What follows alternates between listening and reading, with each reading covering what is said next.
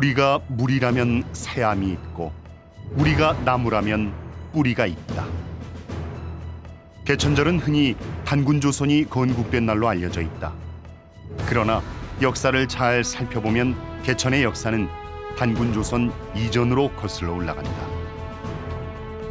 삼국유사에 따르면 서기 전 2457년 음력 10월 3일 하늘의 신인 환인의 뜻을 이어받은 환웅이 백두산 신단수 아래로 내려왔다.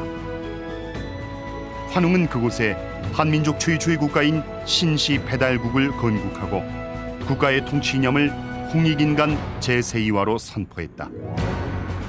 우리 민족을 하늘의 자손인 천손이자 배달민족으로 부르는 이유가 여기에 있다.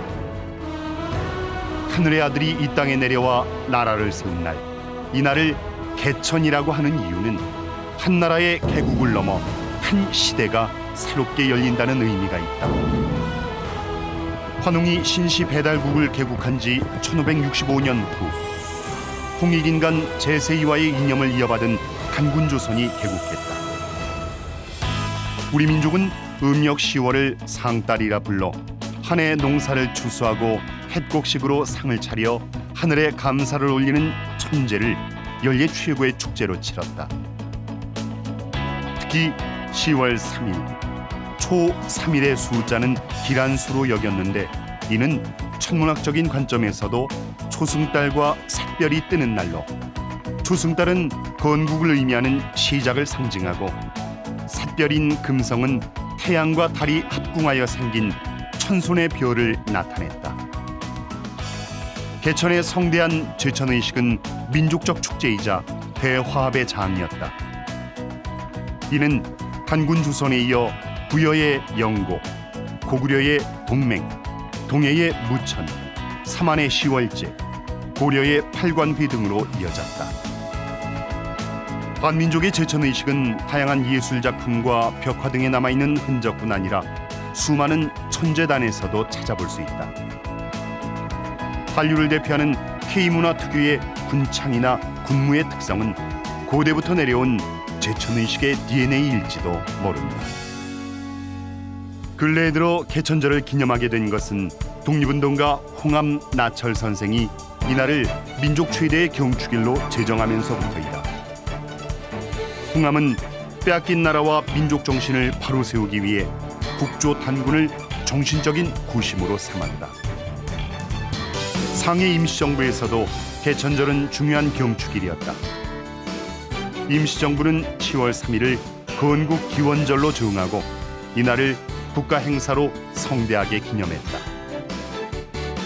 해방 후 대한민국 정부는 개천절을 정식 국경일로 선포했다. 1949년부터 개천절은 양력 10월 3일로 바꾸어 기념되기 시작했다. 단군의 자손이라는 강고한 인식은 위기 때마다 우리를 하나로 뭉쳐 국권을 수호하게 하는 변하지 않는 중심 철학이었다. 오늘을 사는 우리에게 개천은 과거와 현재를 잇는 역사로도 중요한 가치이지만 분단된 남과 북을 하나로 잇는 미래지향적인 비전으로도 큰 의미가 있다. 홍익인간 이화세계를 설립 이념으로 한 국학원은 지난 30여 년간 개천절의 의미를 바로 세우고 이날을 민족 화합의 장으로 만들기 위해 국민들과 함께해왔다.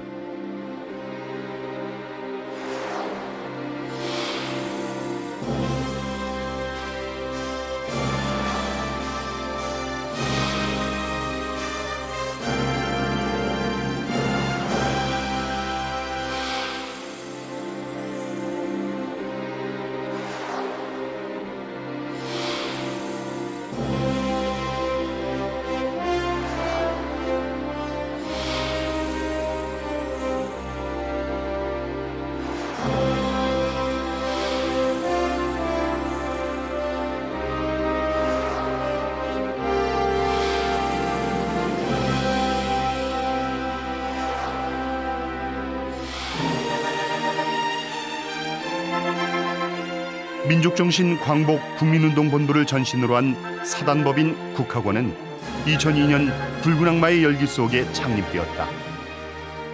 2004년 개원한 국학원은 세계 국학원 청년단을 중심으로 한 동북공정 저지뿐 아니라 전국 국립박물관의 상고사 복원, 고등학교 역사 교과서의 고대사 복원 및 단기연호 부활과 우리열 찾기 운동 등 우리 역사 바로찾기와 인성 회복을 위한 다양한 사회 운동과 학술 활동 등을 펼치고 있다.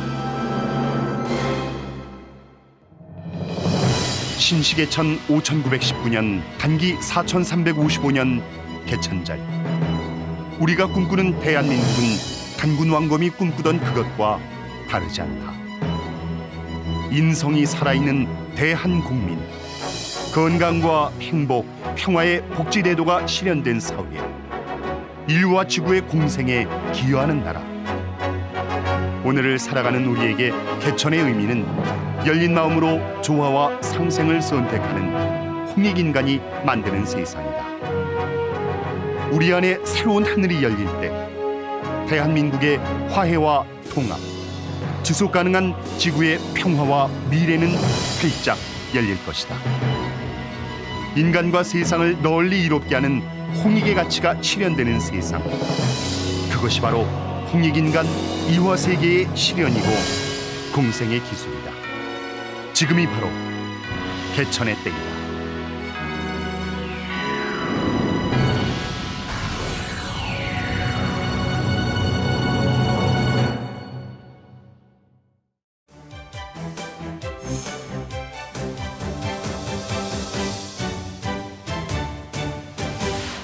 존경하는 국학회원 여러분, 안녕하십니까?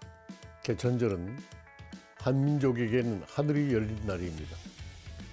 홍익의 정신으로 이 땅에 처음으로 나라가 개국된 날, 전 세계 어느 나라에도 하늘이 열린다는 뜻깊은 건국 기념일은 없을 것입니다. 우리나라의 개천절이라는 이름을 처음 지정하고 이날을 기이신 분은 독립운동의 아버지이신 홍암 나철 선생이십니다. 홍암 나철 선생께서는 나라를 빼앗긴 한민족의 정신을 바로 세우기 위해 국조 단군을 독립운동의 정신적 구심으로 삼고 개천절을 건국절로 정해 크게 기념하셨습니다. 수많은 독립운동가들의 가슴에는 단군의 홍익정신이 있었고 이것이 바로 단결의 구심점이 되어 우리 민족은 하나가 될 수 있었고 떳떳할 수 있었습니다. 분명한 것은 우리가 우리의 뿌리를 제대로 찾고 중심을 바로 세웠을 때 하나로 단합할 수 있다는 사실입니다.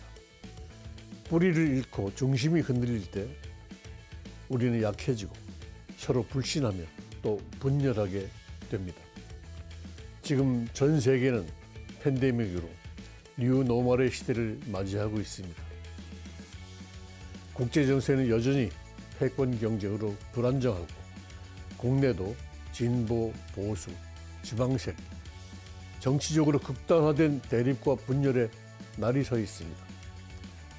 국학회원 여러분, 이럴 때일수록 홍익의 중심 철학과 가치를 바로 세워야 합니다. 새로운 시대의 독립운동이 필요한 때입니다. 이것이 이 시대의 바로 개천입니다. 단기 4355년 새로운 하늘이 열린 날, 단군의 아름답고 위대한 정신이 그 어느 때보다도 강력한 힘을 발휘하도록 한국인이 한국인답게 사고하고 실천하고 행동하십시다. 지난 30여 년 동안 개천절을 전 국민 행사로 만들어 오신 국학원 설립자 이승훈 총장님과 존경하는 국학위원 여러분께 깊은 감사와 존경을 드립니다. 감사합니다. 국학회원 여러분, 안녕하십니까? 단기 4355년 개천절을 온 결의와 함께 경축합니다. 지난 30여 년간 한결같은 뜻과 마음으로 이 의미 있는 날을 국민적인 축제로 널리 알려오신 전국의 국학회원 여러분과 국학원 설립자 이승원 총장님께 깊은 감사와 존경의 인사를 드립니다. 우리 결의는 반만년의 유관 역사를 이어왔습니다. 수많은 도전과 실현이 있었지만 우리 민족은 불굴의 의지와 강인한 의지로 이를 극복해 왔습니다. 이 모든 것의 중심에는 널리 인간과 세상을 이롭게 하겠다는 홍익의 중심 철학과 당군의 정신이 있었습니다. 이제 우리 대한민국은 경제와 민주주의 그리고 문화의 모든 면에서 지구촌에 주목을 받는 나라가 되었습니다. 그러나 아직 우리에게는 해결해야 할 과제가 많이 남아 있습니다.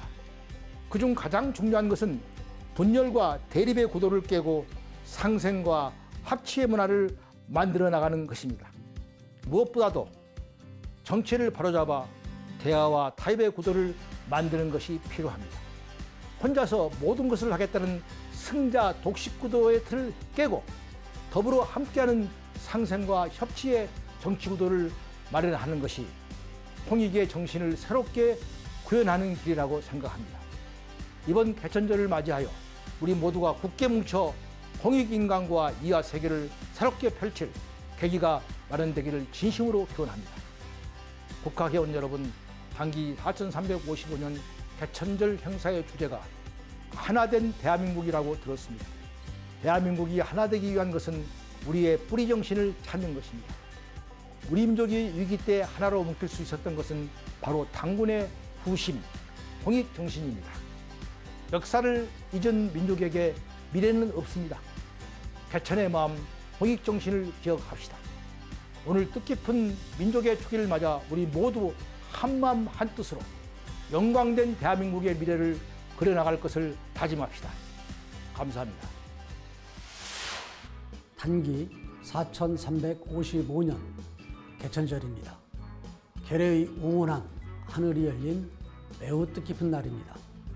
이런 날 개천절을 축하하고 홍익인간 제세 이화의 올곧은 정신을 널리 알리고자 국악원에서 기념 행사를 마련해 주셨습니다. 행사 준비를 위해 많은 수고를 해주신 국악원 설립자 이승원 총장님과 권나은 원장님을 비롯한 모든 국악회원 여러분께 깊이 감사를 드립니다. 오늘 행사는 전국 어디서나 볼 수 있게 온라인으로 진행된다고 들었습니다.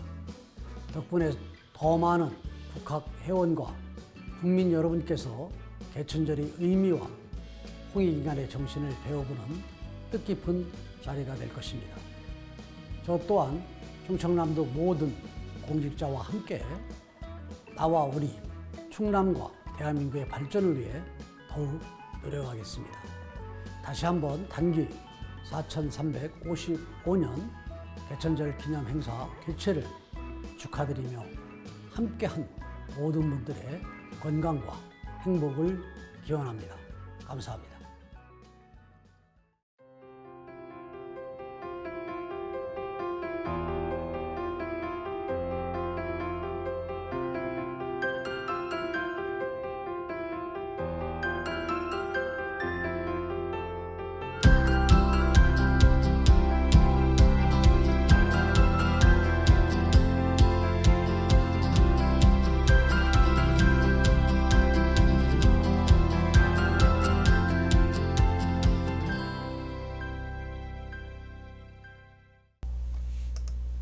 국학연구소의 한승용입니다.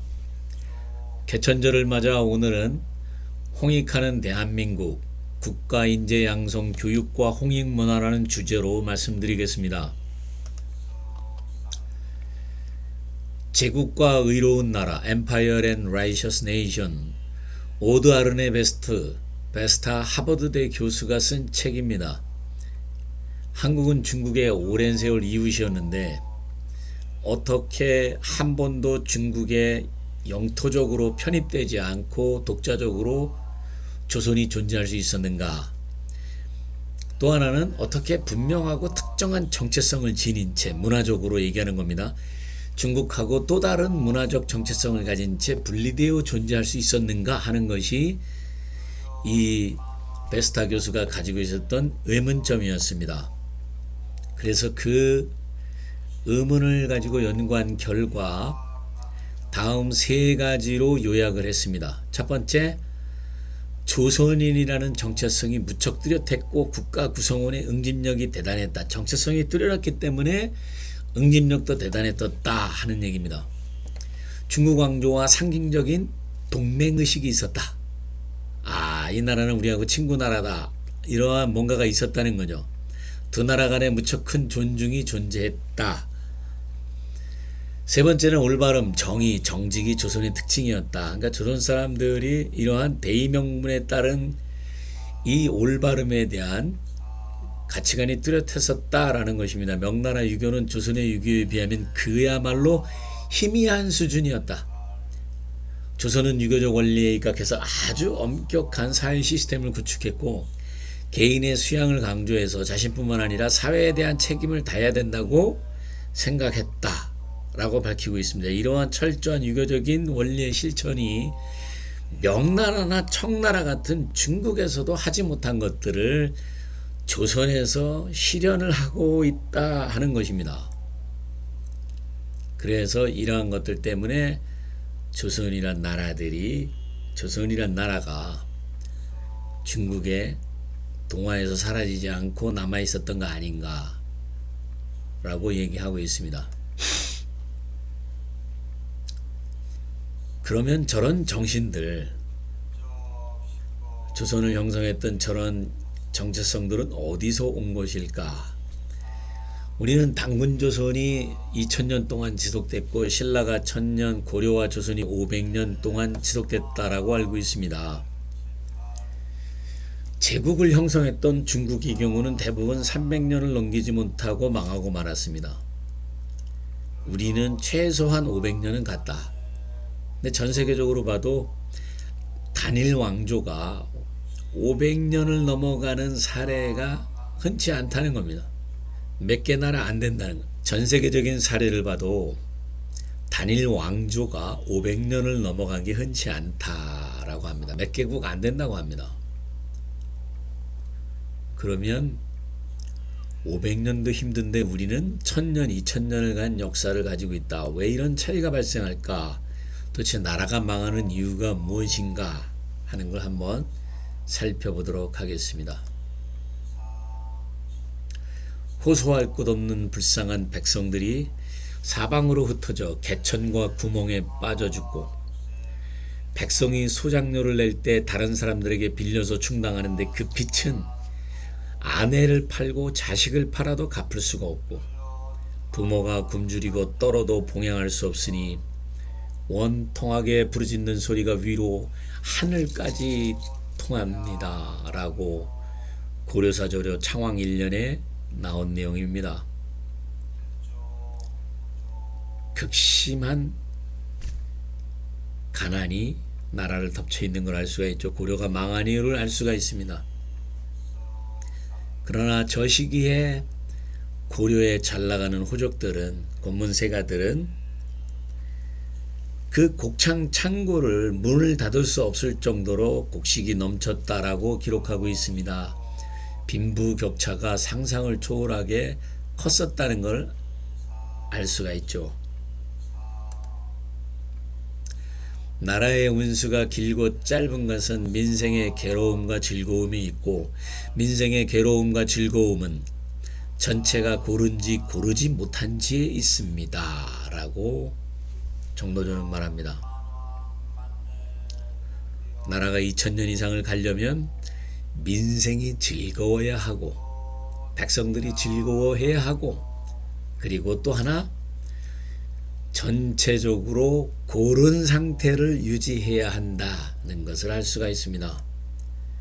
중국보다 더 오랜 왕조들을 지속했다는 것은 중국보다 비교적 더 민생이 즐거웠고 우리가 더 고른 상태를, 빈부격차가 없는 상태를 유지했다는 것을 알 수가 있었습니다.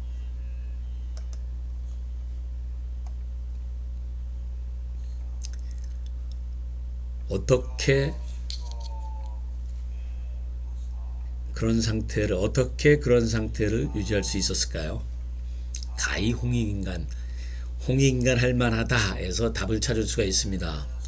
단군조선에서 널리 인간을 이롭게 하라는 민생이 전체적으로 고르게 잘 살도록 하라는 말입니다.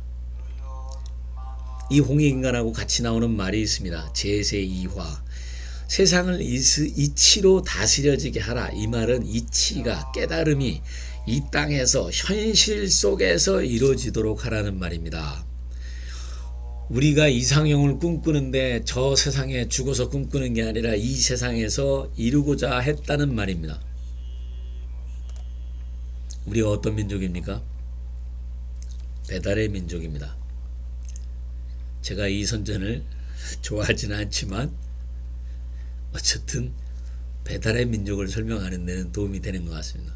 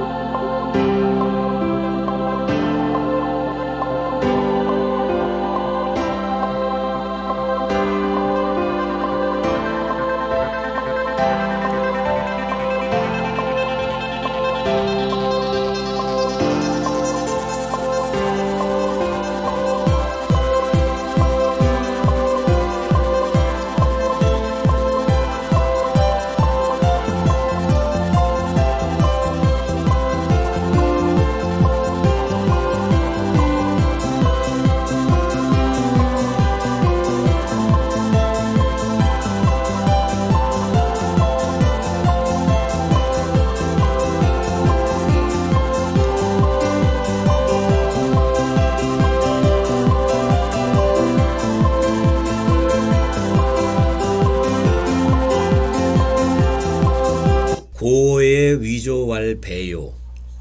옛말에 할아버지를 배라고 했다는 겁니다. 할배. 위부왈 비라. 아버지를 비라했다. 할아비. 지광이짐을 왈 달이니. 광명이 퍼지는 물건을 달이라고 했다. 우리는 배달 그러면 사람들이 뭐라고 해석하냐면 박달이다.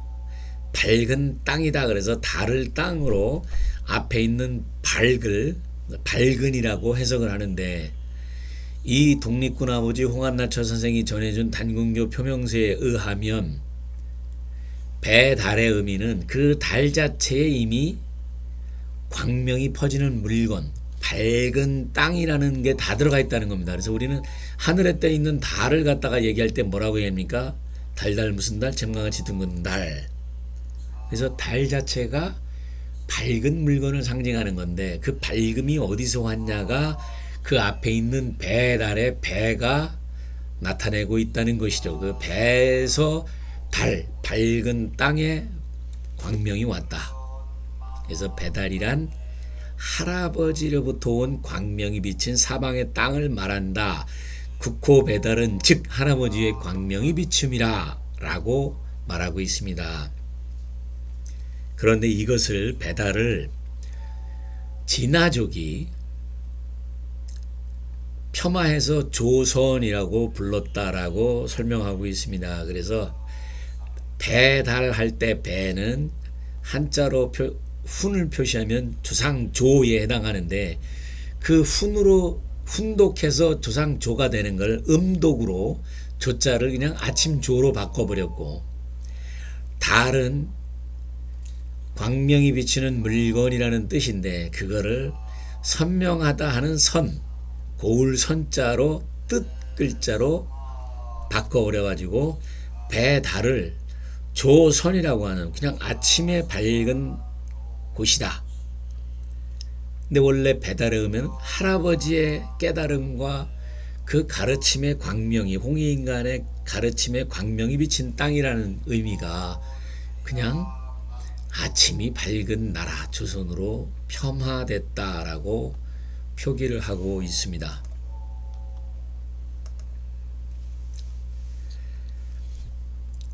그 광명의 할배께서 하신 일이 무엇입니까? 거기에 이르기를 옛날 환국에 서자 환웅이 있었으니 자주 하늘 아래 세상을 뜻을 두고 인간 세상을 구하고자 하였다.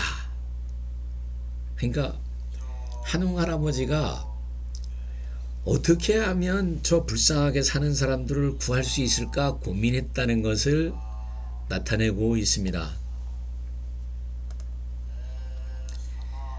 아버지가 아들의 뜻을 알고 삼위 태백을 내려다 보니 인간을 널리 이롭게 할 만하다 하여 이에 천부인 세계를 주며 가서 다스리도록 하였다.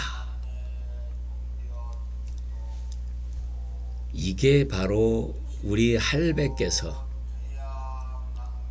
내려오신 이유죠. 그래서 천지인을 상징하는 상징물을 가지고 내려왔다. 하늘을 상징하는 팔주령과 땅을 상징하는 검, 그리고 사람을 상징하는 청동고구를 가지고 내려왔다는 것이죠. 이에 한웅이 잠시 사람으로 화하여 웅녀와 혼인하였고 잉타여 아들을 낳으니 이름을 단군왕검이라 하였다. 단군왕검은 평양성에 도읍하고 주손이라 불렀다. 웅녀 할머니는 어떤 분이셨을까요?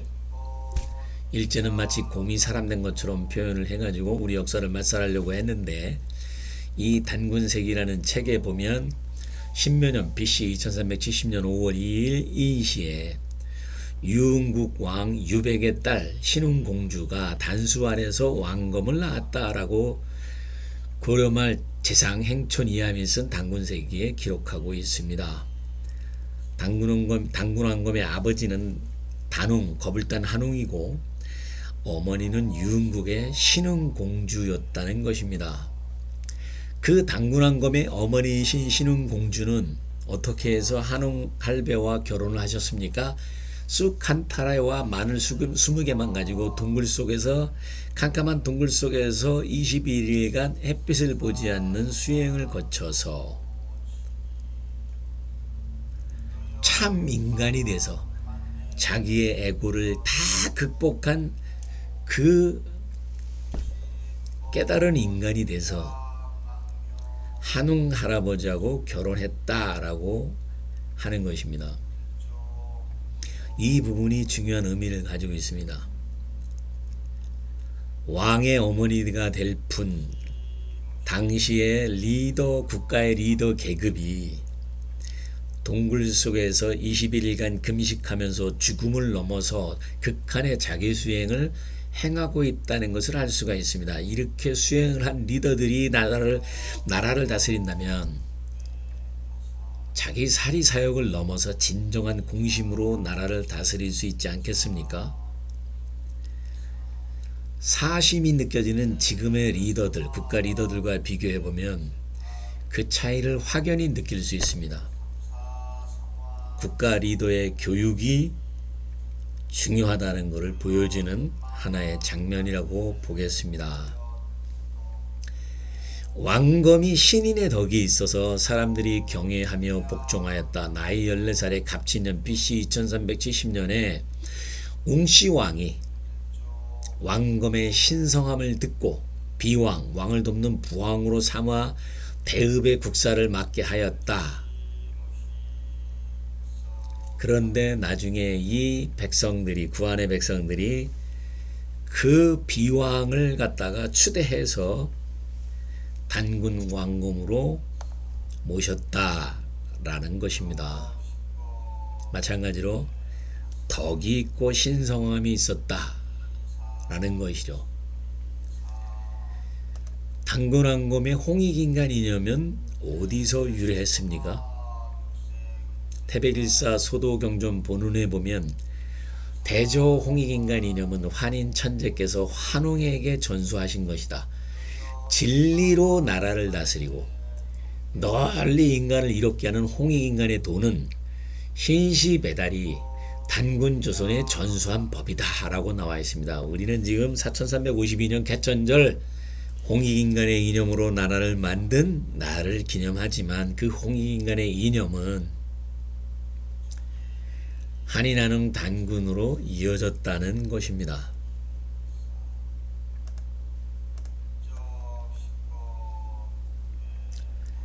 홍익인간은 한웅의 건국이념이다. 단군만의 건국이념이 아니다. 그래서 우리는 삼성기나 태백일사, 부도지다 같은 역사를 보면 4355년에 단군왕검의 고조선, 5919년 된 한웅 배달국의 역사, 9219년 된 한인 환국의 역사를 기록하고 있습니다. 이 3대에 걸친 왕조를 통해서 지속적으로 흘러내려오는 국가 통치의 이념이 홍익인간 제세2화였다는 것입니다.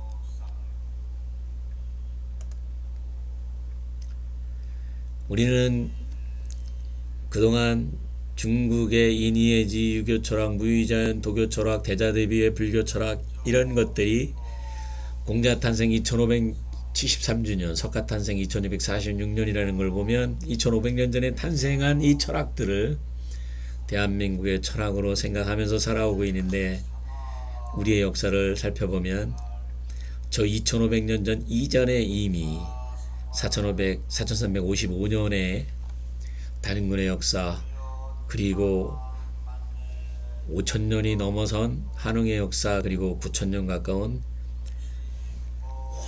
한인의 역사가 있었다는 것을 알 수가 있습니다. 그리고 그 깨달음이, 오랜 깨달음이 전해져 내려왔다는 걸 알 수 있습니다. 그래서 우리의 가치관은 인이해지나 무의자인이나 대자대비의 철학이 아니라 홍익인간 이화 세계라는 것을 알 수가 있습니다.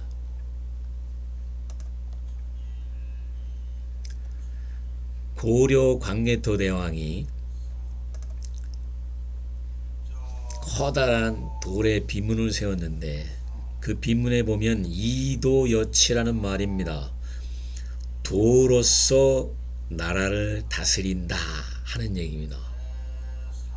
이것은 바로 세상을 이치로 교화한다는 당군의 홍익인간 제세2화 정신과 같은 뜻입니다. 현재 세상에서는 그저 법을 잘 지켜야 된다 하는 걸 이상으로 간주하고, 중국에서는 옛날에 덕치를 이상으로 간주했습니다. 근데 우리 민족은 뭡니까? 이치, 도치, 하늘의 법과 조화를 이루는, 거의 스스로 자제율에 스스로 알아서 하는, 그렇게 다스려지는 최고의 정치적 이상국가인 모습으로 다스렸다고 하는 흔적이 여기서 보이는 겁니다. 고구려에서 법으로 다스리지 않고 도로 다스렸다. 권력으로, 무력으로 다스리지 않고 백성과 함께 더불어 다스렸다. 이런 걸 보면 고조선의 홍익인간 제세2화 정신이 고구려까지 연결되어 있음을 우리는 볼 수 있습니다. 전원 합의제를 지향하는 화백제도는 신라에서 창안한 것이 아니라 널리 인간을 이롭게 하는 고조선의 홍익인간 제세2화 제도가 신라에게 전승된 것입니다. 태백일사 환국본기에 보면 화백제도가 추구하는 핵심은 오직 구환의 백성이 공익을 위해서 대동단결하여 하나로 돌아감에 있나니, 한 사람도 다름이 없은 연우의 일을 쫓으며 모든 무리가 감히 갑자기 독단적 술수를 써서 처리하지 않았다. 이 화백제도가 이미 환국시대부터 나온다라고 하는 것을 설명해 주고 있는데요. 화백제도의 목표가 뭡니까? 백성들이 대동단결이다. 그러기 위해서 한 사람도 다름이 없는 의견을 일치시킨 후에 뭔가를 실시했다라는 것입니다. 그러면서 환국본기에는 어떻게 해서 화백제도가 유지되는가, 이 화백제도를 유지하려면 리더가 앞날을 미리미리 내다보고 미리미리 토의해서 만장일치로 대책을 만들어 놓고, 실제 그 상황이 닥쳤을 때 그 합의된 안을 가지고 실행해 나가는 미래 예측력이 중요하다는 것을 강조하고 있습니다. 신라를 유지하고 지켜온 화랑의 정신으로 세수고개가 있습니다. 신라 진평왕 때 원광법사가 알려줬다는 수신계율로 이 화랑도들의 윤리적 지침 및 실천 이념으로 전해지고 있는데요. 사군이충, 충성으로 임금을 섬기고, 사친이효, 효로서 부모를 섬기고, 교우이신 믿음으로써 벗을 사귀며 임전무태 싸움에 나가 물러나지 않는다. 살생유택 살생을 할 때는 가림이 있어야 된다. 이걸 한 글자로 줄이면 충, 효, 신, 용, 인입니다.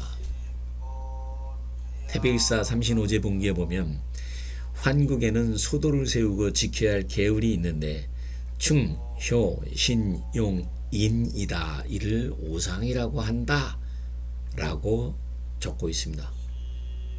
세소고개가 신라에서 처음이 생긴 게 아니고 이미 당군조선 이전부터 있어 왔다는 것을 우리는 알 수가 있습니다.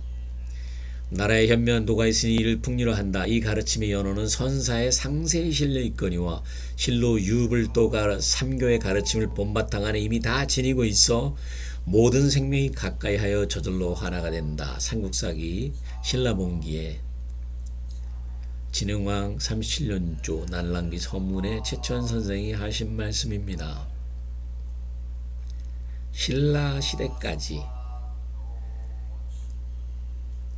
풍류라고 하는 우리의 자기를 극한으로 수행하는 수행문화가, 그래서 나라를 위해서 기꺼이 화랑도의 정신으로 자기 목숨을 내놓을 수 있었던 그런 극한의 공공정신을 가지고 있는 국가인재 교육법이 있었다는 것을 나타내고 있습니다. 고려말 그리고 조선에서는 고려말의 원나라 침공으로 국정의 자주권이 사라지고 명나라에서 조선에서는 명나라의 간섭으로 자주권이 사라지자 이 나라가 스스로의 정신과 스스로의 가치관으로 살아갈 수 있는 상황을 잃어버리게 되자 나라가 어떻게 바뀝니까? 실천보다는 논리에 치우친 주자학, 성리학, 자기들이 스스로 체험해서 만들어내는 전통 문화에 입각하지 않고 남들이 만들어준 걸 달달달달 외워가지고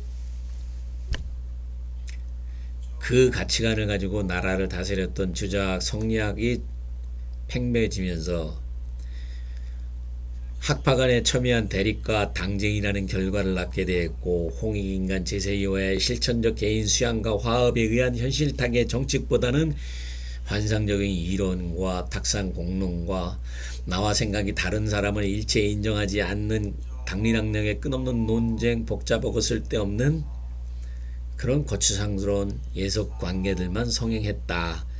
그래서 실용학문을 천시하고 국력이 쇠퇴하고 무력이 감소하고 마침내는 근대화 물결에서 뒤지면서 국권을 상실하는, 그리고 지금까지도 대한민국의 발목을 붙잡고 있는 여러가지 폐해가 이때부터 생긴 것이 아닐까. 그래서 고려와 조선에서는 국가를 이끌어가는 리더가, 국가를 이끌어가는 리더의 교육이 이전에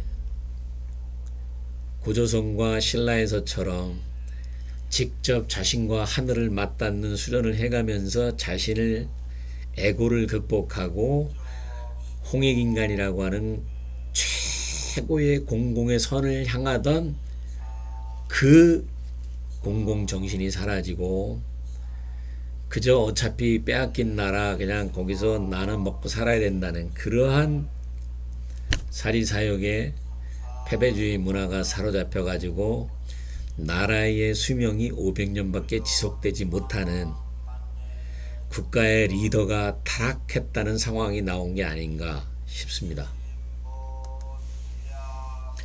한인의 한국의 한웅의 배달국 실체는 중국 내몽골에서 발견되는 기원전 7000년까지 지금부터 9000년 전까지 한국시대까지 올라가는 요하 문명, 홍산문화 유적 등에 의해서 고증이 됩니다.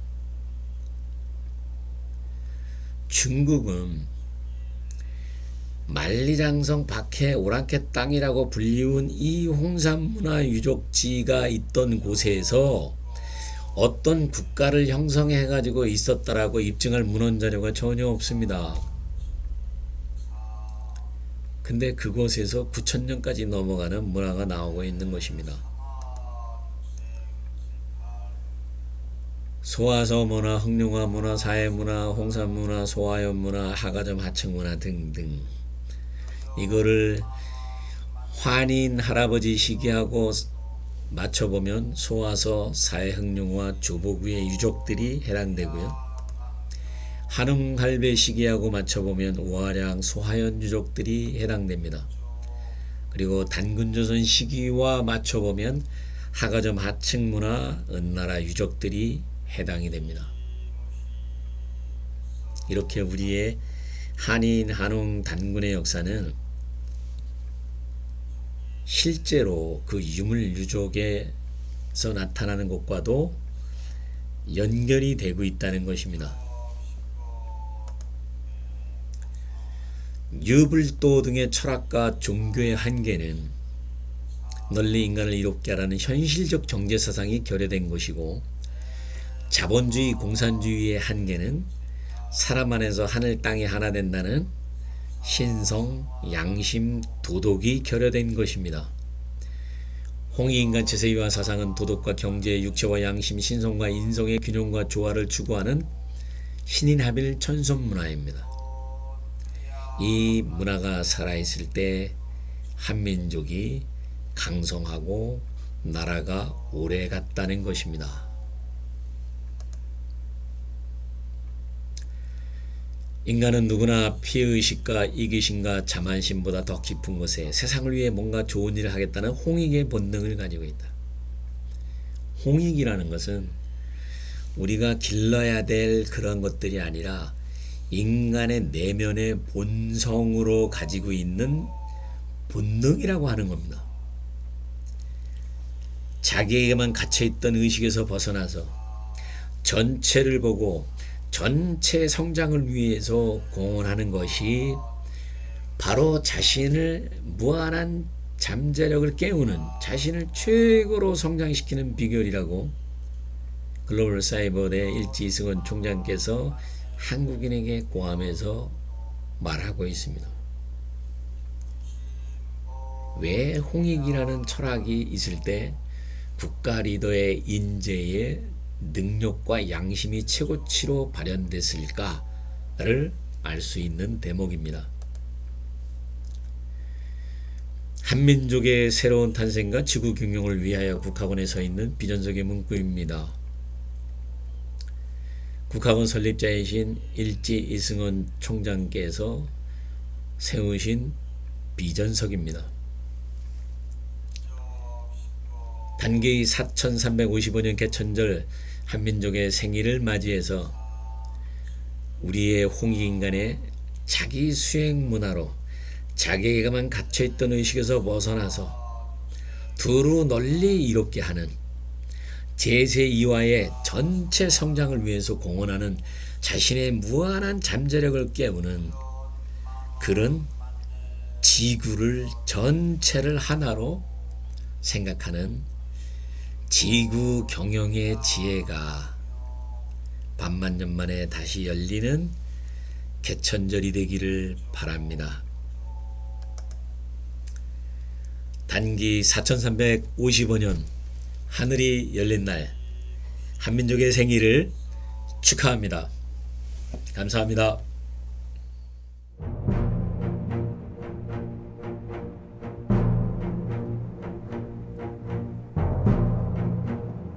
(4355년) 전 10월 상달 천손 한민족의 응원한 하늘이 열렸습니다. 개천, 오늘은 홍익인간 제세2와의 큰 뜻이 민족 혼고와 교례홀로 피어난 날입니다. 단군의 자손이라는 우리의 높은 자부심과 홍익정신은 위기 때마다 국권을 수호하는 중심 가치가 되었습니다. 천손 한민족의 첫나라가 열린 이 기쁜 날, 나는 우리에게 주어진 과제와 사명을 떠올리고 받아들입니다. 오늘의 대한민국은 전 세계가 주목하는 경제 대국입니다. 민주주의에 꽂히고 한류 문화의 중심지입니다. 반면 우리는 평화 통일의 역사적 과제와 공생이라는 시대적 요구에 직면해 있습니다. 반만년 역사 속에 한민족은 수많은 영광사와 순환사를 겪어왔습니다. 역사의 과오는 후일의 경계로 삼아야 합니다. 100년 전 우리는 나라를 빼앗겼습니다. 그때 우리는 세계 정세에 어두웠고 국력도 약했습니다. 그나마 편을 갈라 싸우느라 힘을 모을 겨를이 없었습니다. 나라의 힘을 기르지 못한 것은 변화를 받아들이지 않고 자신의 이익만을 쫓았던 지배 세력 때문이었습니다. 부정부패한 정치 지배 세력이 권력을 놓고 자기들끼리 분열한 동안 삶의 뿌리가 뽑힌 백성들은 불신으로 지배층을 따르지 않게 되었습니다. 통합이 일어나고 외사가 개판한 동안 나라와 국민의 분열과 대립, 갈등은 폭풍 직전에 다다라 조국은 끝내 망국에 이르렀습니다. 100년이 흐른 지금의 우리에게 묻습니다. 뿌리 깊이 내려온 분열과 갈등은 지금 얼마나 극복이 되었습니까? 해결되지 않는 역사적 과제와 지역 갈등, 좌우 대립, 그리고 종교 갈등과 빈부격차는 여전히 분열과 불신, 갈등의 상처로 남아 있습니다. 국학원 여러분, 개천의 하늘 아래 우리가 지켜야 할 것은 눈앞의 작은 밥그릇이 아닙니다. 고개를 들어 단군의 눈으로 미래를 바라보면 특정한 개인이나 집단, 국가 이익이나 종교 이념이 아닌 전 지구적인 위기 상황이 분명히 보입니다.